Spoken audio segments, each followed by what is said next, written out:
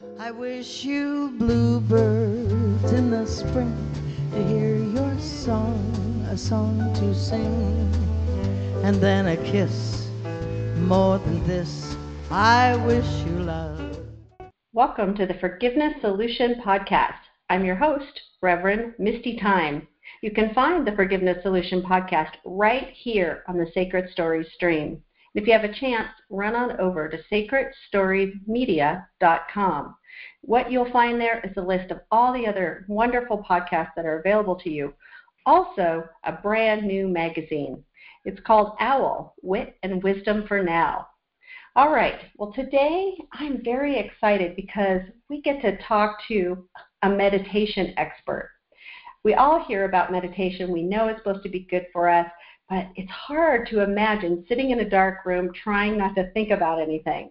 Well, that's not really what meditation is, and I'm just thrilled and I'm so excited that Karin Koepke, a Chopra certified meditation teacher and yoga teacher. She's got Reiki. She does sound healing. She's just a wealth of yummy, yummy knowledge. Karin, can you say hi?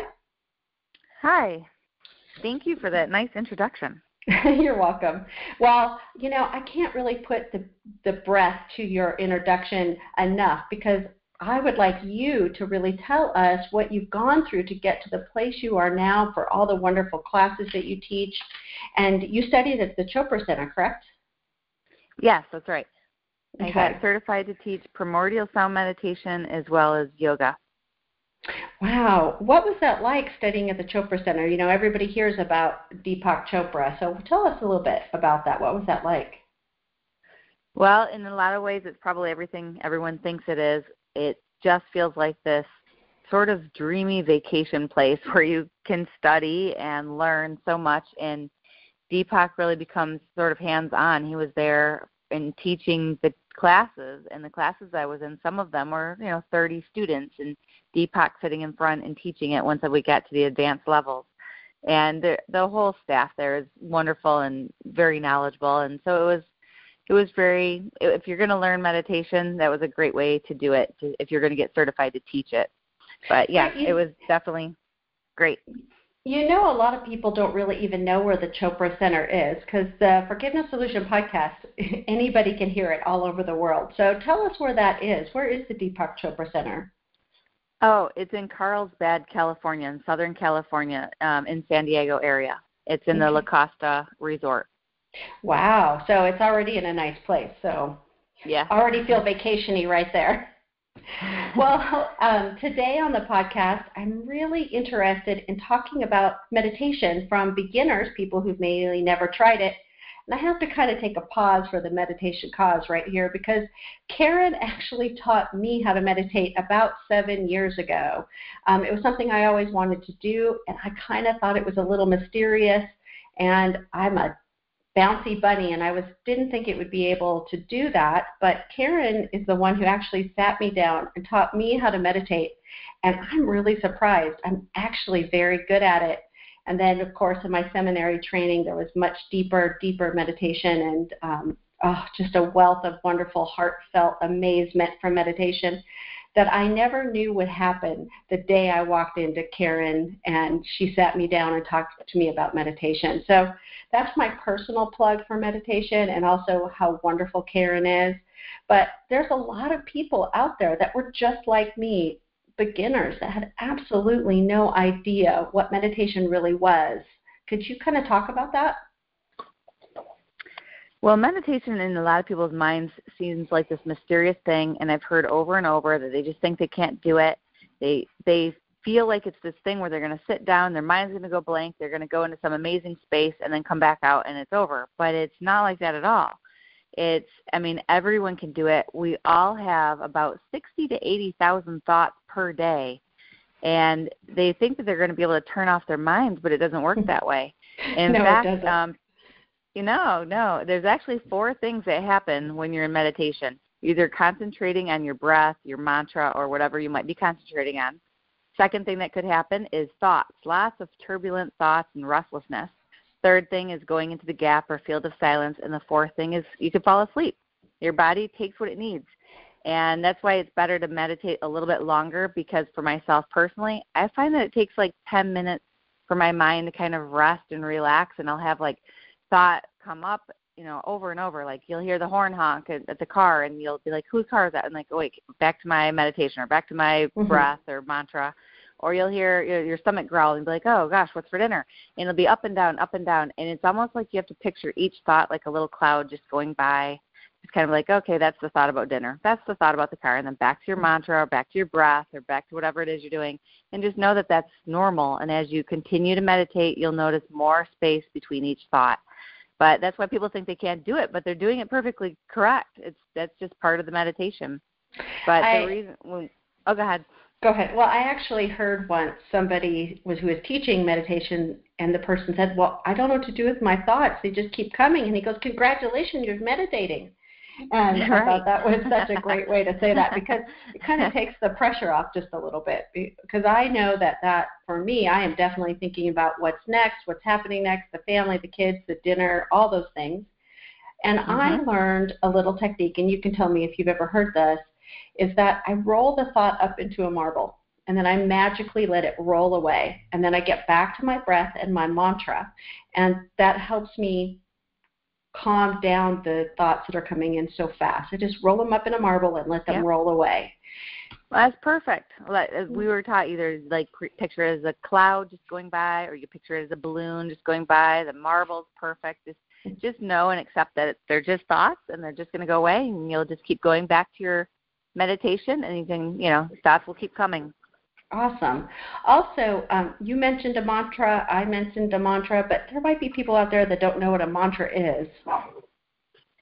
So a mantra, and the way the Chopra Center teaches it, it's a primordial sound. A primordial sound means like a sound of nature. It could be like the leaves rustling through the trees. It could be waves of a lake washing up. It could be any kind of natural sound. It could be children laughing. But a mantra could be anything. It could be a primordial sound, or it could be, it could be a word, just a sound that you have that you're going to use. It could be relax and breathe, relax and breathe. It could be, we at the Chopra Center use primordial sounds, which are sounds that the universe makes when you're born. And that's what they try to give you as like a primordial sound. This sound doesn't mean anything in particular to you. It's just a sound that the universe makes. So there's nothing to hold you at thought. So it's a way of coming back to your breath or something like that, something that's not going to hold you in a thought process.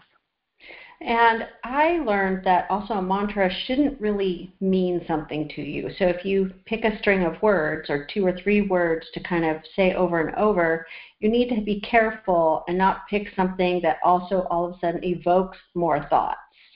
Exactly. Yes, perfect. So that's why we use primordial sounds that are literally sounds that the universe makes. And there's 108 of them, and it changes every 6 hours and makes a new sound, the universe. Actually, this Discovery Channel did a whole series on that. But the generic one that anyone could use is so hum, like S-O, and then separate word H-U-M. So you could use that as your generic mantra, so hum. And you could just keep repeating it, almost like someone's whispering it in your ear. You're just thinking, so hum, so hum. And it doesn't matter, like, if it becomes faster or slower, you don't have to worry about your breath. You just keep repeating it. And if your mind starts going to a thought about dinner, kids, work, whatever, you just go back to the mantra and let go of that thought, like it's a marble, rolling away, and just keep going back to so hum. Well, before we get into, which I actually still use from when you taught me, I still use my so hum. So I want you to know that. That's great. But 7 years later.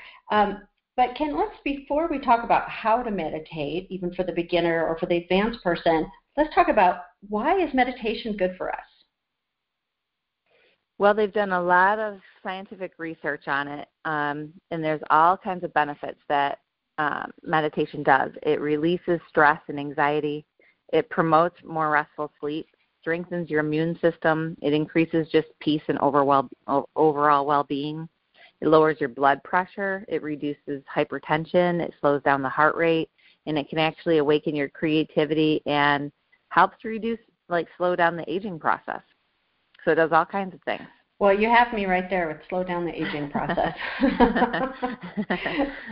But, okay, so I also know that in some hospitals, even in San Diego, one of the largest hospital systems, Scripps Hospital, has meditation required for their heart patients. And my husband was one of those heart patients. And he even joked that, he was a pretty calm guy, and meditation sounded like a nap to him.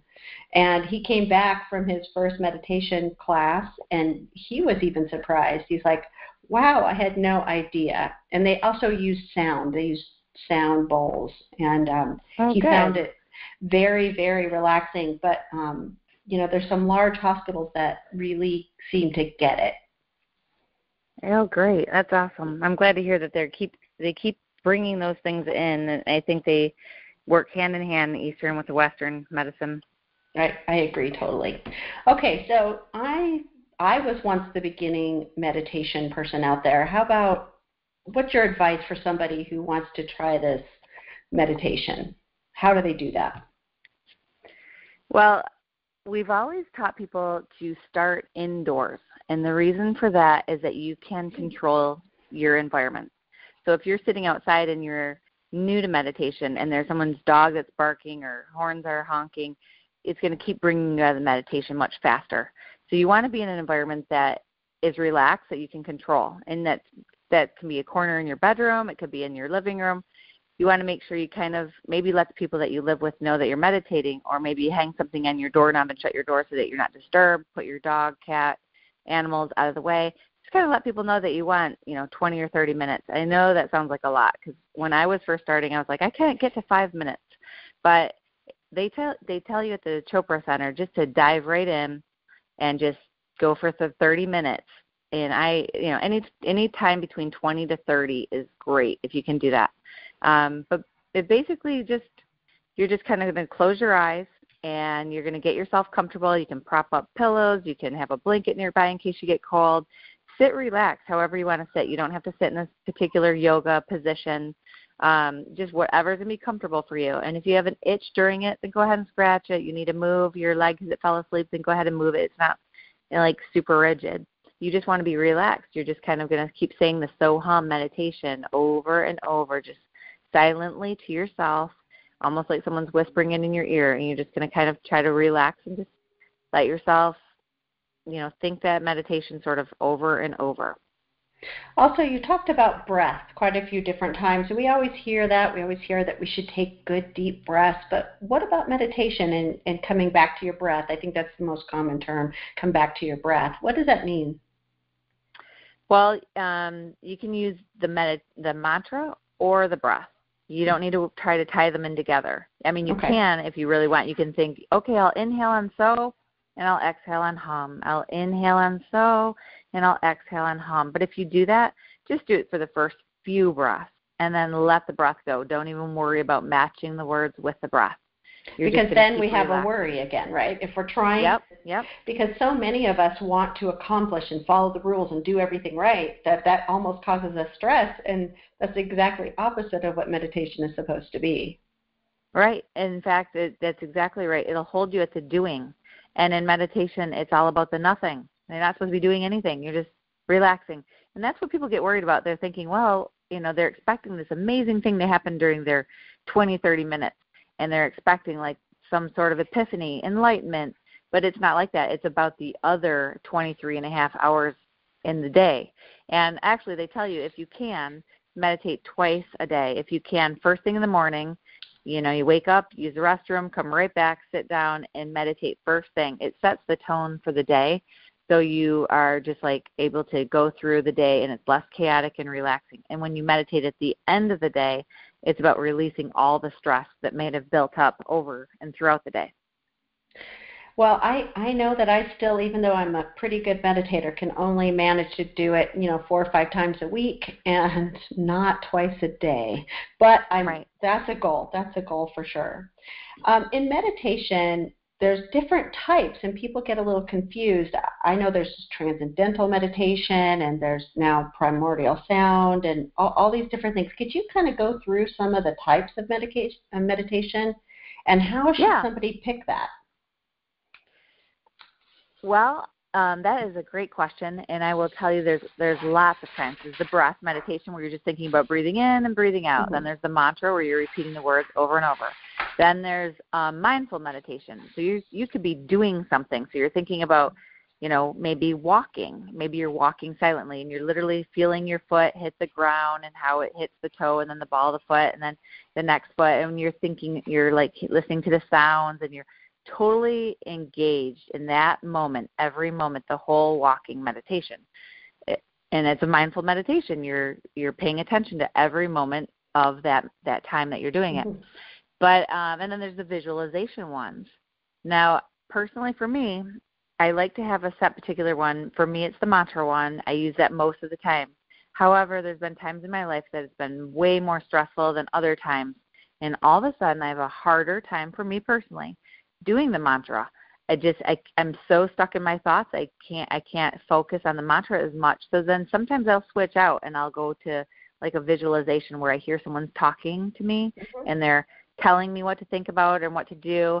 And it's still a meditation, but then someone else is taking me out of my own head. So then those work well for me when I'm in higher stress. But that's just a personal thing. So I would say your life is, kind of like a roller coaster, up and down, where you've got more things happening sometimes and more peacefulness and other times. So pick the meditation that's working for you at that time. Maybe you're on vacation and you're sitting at the beach, and the breath or the mantra is all you need to find relaxation and peace.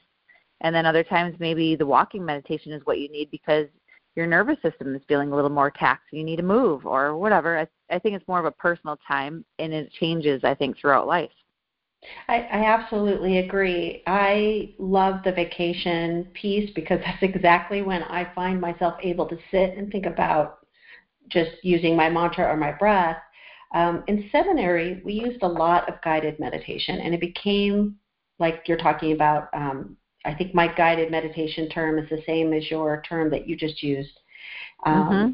And I found that I could mix meditation and prayer together really well, and guided mm-hmm. meditation worked for every major religion that we studied. And believe it or not, YouTube has a lot of them, so you can like sit back and turn it on and listen to the guided meditation. But that for me too, I think my personality type, it worked well to have a guided meditation. But the mm-hmm. primordial sound, is that with the sound bowls? Primordial sound just means the mantra. They're usually using like Soham. That would be a primordial sound mantra. Yeah. Okay, so I've gone and I've done the toning bowls, and they use that during the meditation. Right. That was so amazing. And you said that you do something like that also. Right, I do. I mix the Tibetan bowls and tuning forks with Reiki. And Reiki is energy healing. So someone would lay on a massage table, and I would use the Tibetan sound bowls. Our bodies are 70% water, and sound travels 4 times faster in water than it does air. So when you're placing the bowls directly on the body, these Tibetan bowls, either on or around the body, it's going down to a cellular and bone level to release negativity, to release stress, and just moving that energy up and out. And then the tuning forks is the same thing as you would use acupuncture for, but without the needles. So they're going along meridians, which are like little energy freeways, and it's unblocking energy. And then I come in with Reiki, and Reiki is solid all on its own, but I just love the combination of it. And then it kind of fills it up with the good energy. But people use the Tibetan bowls at the same time that they also will use meditation, because I have like a chakra set, which chakras are these energy centers in our body, and they're junction points between consciousness and physiology. So they're connected to a bundle of nerve endings at each of them. So I'm using the Tibetan bowls to clog these chakras, to release stress and to open up these areas, to kind of make every large organ in your body work with areas in your life. Is it possible to get this literally a tape or online of those Tibetan bowl sound to meditate to? I'm sure there must be. I don't know it off the top of my head, but I'm sure there must be. Well, I have to tell everybody that I'm going to definitely go search that out, because that's something I know that I would enjoy, but I only own one or two of those little bowls. I don't own enough of them. Plus, then I'd be having to work at it, and I'm supposed to be meditating. So Right. Yeah, absolutely. Yeah. Okay, so the beginner starts to give this a try. I know that when I started, I was like what you said. I was like a 5-minute girl, and then all of a sudden 10 minutes went by, and I was very pleased. I was like, wow. And now I can easily meditate for 20 or 30 minutes, or even 2 minutes in my car, which I'm very not driving, but I'm very in the parking lot. If I'm waiting or something, I can easily just kind of go into a quick little meditation and feel the stress go away. And good. That wasn't who I was when we first sat down together. I was that new person who said, I'm too keyed up. I don't know how to meditate. I don't think it's for me, but I really want to try. So thank you for offering that. I want everybody who has not meditated and is listening in today to really understand that you really can, even if it's the first 5 minutes. And then all of a sudden you'll be surprised when you kind of come out of your meditation, which we're going to talk about that. You kind of look over and, oh my goodness, it's been 15 minutes and your brain has been on a little vacation. It's just lovely.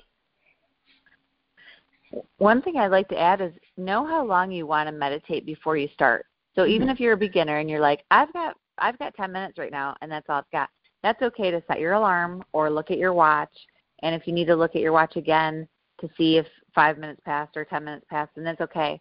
If you set your body to like, I'm going to meditate 10 minutes, you do it every day, your body will get used to 10 minutes and it'll wake up at the end of 10 minutes. And it'll get used to the amount of time. And one thing the Chopra Center always teaches everybody is, let's say you've got 30 minutes to meditate every day, that's it. And you're like, well, should I meditate in the morning or should I meditate in the evening? But if you've got 30 minutes, they say it's actually better to do 15 minutes in the morning and 15 minutes in the evening, because it's better because you're tapping into the field of silence or the gap twice then and getting the benefits twice instead of once. And I can explain the gap really fast for people who don't understand what that is. Yeah. The field of silence, the gap, it's called different things. But basically, it's like when you're meditating, maybe we've talked about it before, like you're kind of in the activity, the turbulent thoughts where you're thinking about these different things. Then all of a sudden, a few minutes passed. Maybe it was 1 minute, maybe it was 5 minutes. And then all of a sudden you look at your watch. It could even be 10 minutes. And then you look at your watch, you're like, wait a second, I wasn't sleeping, I wasn't dreaming, but I have no idea what I was just thinking about. That's when you know that you were in the gap or field of silence. You don't know when you're there. You know when you get back. Because that's a good point. There's no mantra. There's no thought. You're disengaged from the flow of thoughts, and and that's when a lot of the healing happens.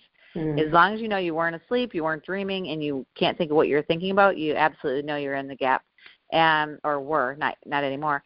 But when that's usually followed by sort of an expansive feeling, it could be a blissful feeling, but it usually carries out. And sometimes you're like, oh, darn, that meditation was terrible. I didn't even go into the gap. But that's not true, because often we're going to the gap in and out, in and out, in and out so fast. It could be a split second here, a couple seconds there, and you're going in and out. Are you still reaping the benefits? Absolutely. So you can never judge any particular meditation, and you have to go in like a beginner every time. They're like snowflakes. Each one is totally different from the other, and you don't want to have any kind of set idea of how it's supposed to be, because when you're trying to get there, it won't happen. So you just have to go in with curiosity, like, well, we'll see what happens today, and then that's when you're going to have your best meditations. And I agree that it's important that you find a spot that's comfortable for you. I always joke, I'm at the age now where sitting on the floor is just not my thing. And I'd rather sit in a nice comfy chair, be all warm and cozy, and, then be able to let my thoughts go, have the lights down, and be really comfortable. Yeah. Or in a class. And make it sacred. Yeah. I love a chair. I have a particular chair I've been using for over 10 years. And it's probably been 15 years. But make it a sacred place.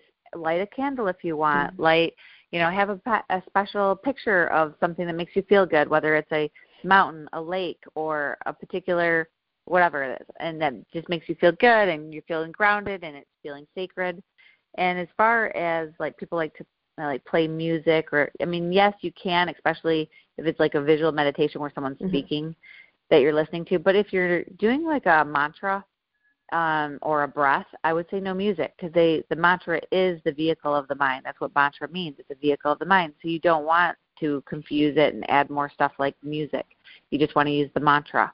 But if you have a particular smell, fragrance, like sandalwood or jasmine that you like to burn incense, then that's okay, because then your body actually will start to smell the sandalwood, let's say. And as soon as you light that incense stick, before you've even settled down, your body is already, physiology remembers. And so it starts to settle into the meditation before you even started. Right. Oh, I love that. And that is so true. And I love that you said make it sacred, not just because I'm a reverend, but it is your special time, even if you don't want to specifically pray or that kind of thing. You're offering your own personal time to yourself, and that's a very sacred time, and I think that's just beautiful. And for others who do want to include prayer, I do want to add that I think this is a great time. You open with prayer, and you can also end with prayer, and that I found has been probably the most beneficial for me, because sometimes I even have a hard time finding time to pray. Right? It's hard to do that sometimes when you're rushing around with kids and family. So it can both be sacred and nurturing and healing. And you brought that up, that how healing the meditation can be. Yeah. Absolutely. Well, in my book that will be out very soon, The Forgiveness Algorithm, I do talk about meditation as one of the tools on your forgiveness journey.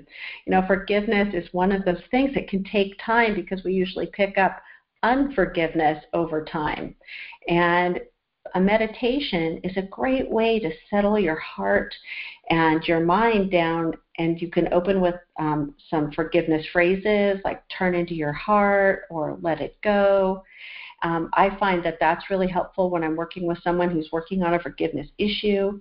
And then at the end, they can say another prayer, or I'm letting it go. I'm going to move through my day beautifully today. I'm not going to constantly run my mind.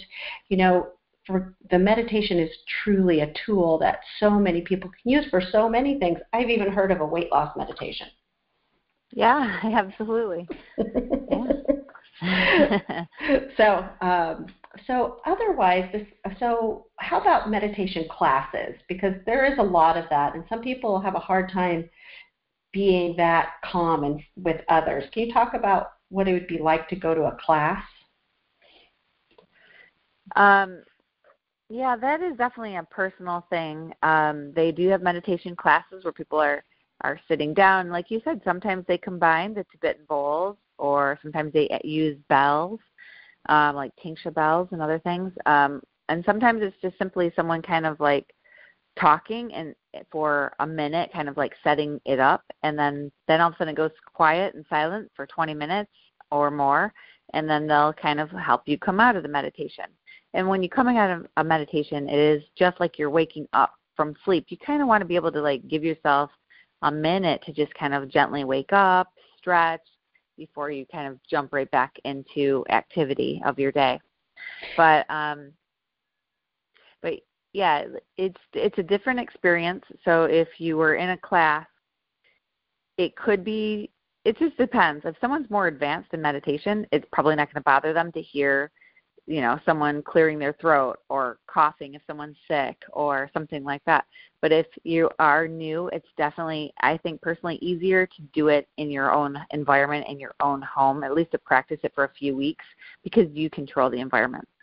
Right, and kind of the pressure's off, because in class, it's kind of like, it's kind of like spin class. You feel the pressure of everybody around you.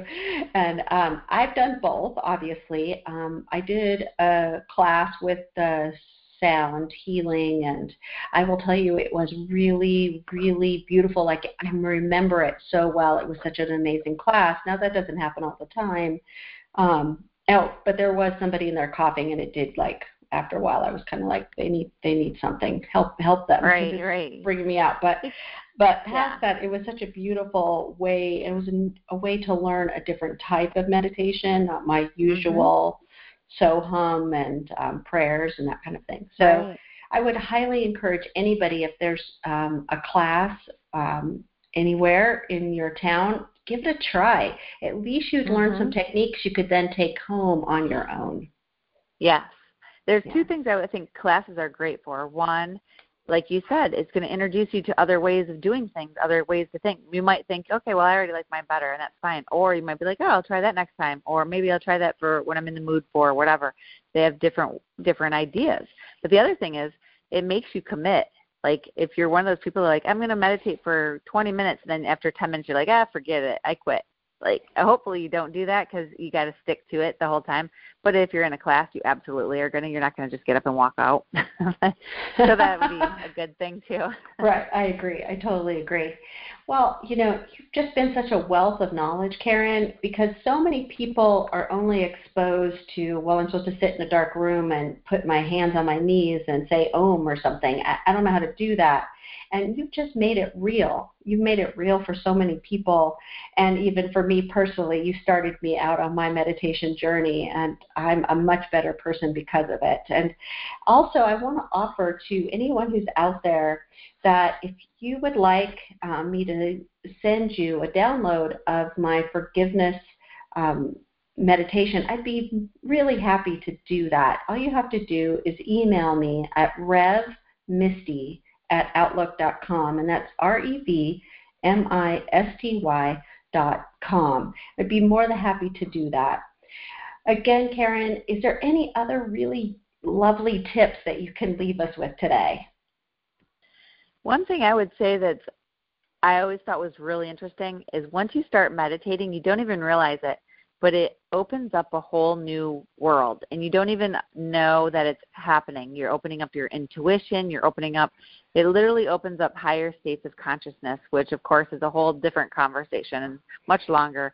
But most people hang out between deep sleep, dreaming, and the waking state, and those are the bottom 3 levels of consciousness. And once you start doing meditation, also called transcendence consciousness, that's the level 4. But once you start doing and these steps are not linear. They can hop and skip and go up and down. But once you start meditating, you start to open up cosmic consciousness, divine consciousness, and unified consciousness, and it kind of really helps you open up a whole different way of being and increases your higher states of consciousness. So it's kind of a cool stepping stone to have a richer, deeper, more meaningful life. Wow, that's, there's even a few terms you've used in there that I've never heard before, and I am fascinated. I think we might need to have Karin back again so we can talk about the other subject that she just said is going to take more time. I'm really excited. You've had such a deep, rich, amazing education in meditation and yoga and Reiki and Primordial Sound that lots of us don't get to run into people like you very often. So we definitely want to access you more often. Is that okay with you, Karin? Oh, I'd love to come back. Thank you for having me. Well, and also, where are you based out of? I'm in San Diego, still doing Reiki and sound healing sessions and teaching meditation here and there. Okay, great. And where would somebody find you? Do you have a website? Yeah, journeywithkarin.com. It's journey with, and then Karin is KARIN.com. And then you can probably also find me on Yelp in San Diego. It's Karin's Sound Healing, Reiki and Sound Healing, Karin's Reiki and Sound Healing. So yeah, and then beautiful. It'll tell you the phone number, and you can connect with me that way. Okay, beautiful, beautiful. Thank you so much. And before we go, I want everybody, again, to know that they can reach me at revmisty.com. Also right here on Sacred Stories. There's so much wealth of knowledge and just rich yumminess on Sacred Stories. I highly recommend that you run on over to sacredstoriesmedia.com.